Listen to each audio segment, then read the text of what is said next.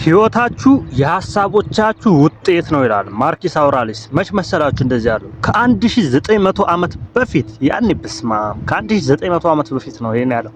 በጣም የሮም ንጉስ የነበረ ነው። በጣም ጥበበኛ የነበረ ሰውዬ ነውና ግልጽ አድርጎ ነው ያስቀመጠው። ታውቃለህ? ህይወታችሁ የሐሳቦቻችሁ ውጤት ነው ብሎ ነው በቃ ያስቀመጠው። በጣም የሚገርም ነው የምር።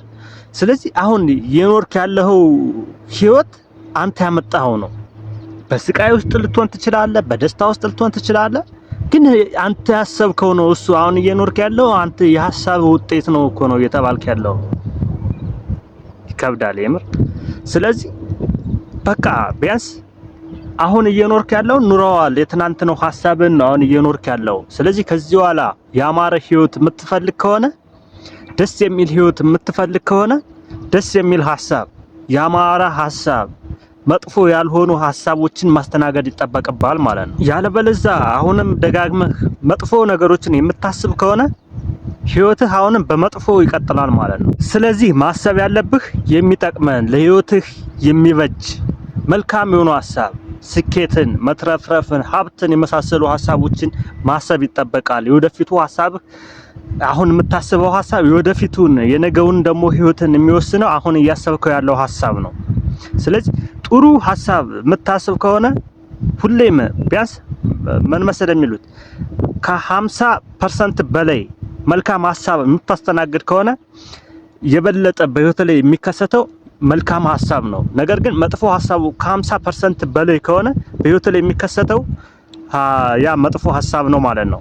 ስለዚህ ቢያንስ በተቻለ መጠን ከዚህ በኋላ ያለውን የወደፊቱን ህይወትን ለማስተካከል 51፣ 52፣ 53% ማሰብ አለበት በመልካሙ ማለት ነው። ያለበለዚያ በመጥፎ ፐርሰንት እንዲህ ብልጫ የምታስብ ከሆነ ህይወትህ በመጥፎ ይቀጥላል። በቃ ይሄ ህግ ነው።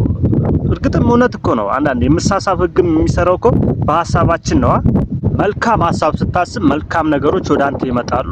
መጥፎ ነገር ስታስብ ደግሞ እነዛ መጥፎ ነገሮች ተባስተው ወደ አንተ ይመጣሉ ማለት ነው። ስለዚህ ህይወትን ለማሳመር በቃ አማራጭ የለውም። በቃ መልካም ነገር ማሰብ፣ ለሰዎች ክፉ ነገር አለማሰብ ራሱ አለበት። ምክንያቱም ለሰዎች ክፉ የምታስበው ነገር ለሰዎች የምታስበው ነገር በአንተ አእምሮ ውስጥ የመነጨ ስለሆነ ያንን ነገር መጀመሪያ አንተ ነው የምታገኘው ያንን መጥፎ ነገር ማለት ነው። ልክ ቅባት ፊትህን ለመቀባት ስትፈልግ እጅህን እንደሚነካው ሁሉ ለሰው የምታስበው መጥፎ ነገርም ያንተ ህይወት ጋር ነው የሚመጣው፣ ወደ አንተ ነው የሚሳበው ማለት ነው። ስለዚህ በህይወት ላይ ለሰዎችም ቢሆን መጥፎ ነገር ማሰብ የለብህም። የሚጠቅምህን ለሰዎች የሚጠቅም ጥሩ ቅን የሆነ በቃ ቅንቅን ያልሆነ ቅን የሆነ ነገር ማሰብ አለብህ። ያለበለዚያ ለሰዎች የምታስበው መጀመሪያ አንተ ጋር ነው የሚደርሰው ማለት ነው። ስለዚህ ምን ጊዜም ስትጠቀም የሆነ ነገር ጥሩ የሆኑ ነገሮች የሚያሳድግ ከፍ ከፍ የሚያደርግ ነገር መጠቀም ይጠበቅባል ማለት ነው። ምክንያቱም ለሰዎች ማሰብክ ለአንተ ማሰብክ አእምሮህ የሚያስተናግደው ነገር መጥፎ ነገር ከሆነ ያን መጥፎ ነገር ቀድመህ የምታገኘው አንተ ነህ። ስለዚህ መጥፎ ነገር ማሰብ አቁሙ። ለህይወታችሁ የሚጠቅማችሁን መልካም የሆኑ ነገሮችን አስቡ። መጥፎ ሐሳቦች መጥፎ ቦታ ይጥሏቸዋል፣ ጥሩ ሐሳቦች ጥሩ ቦታ ይጥሏቸዋል።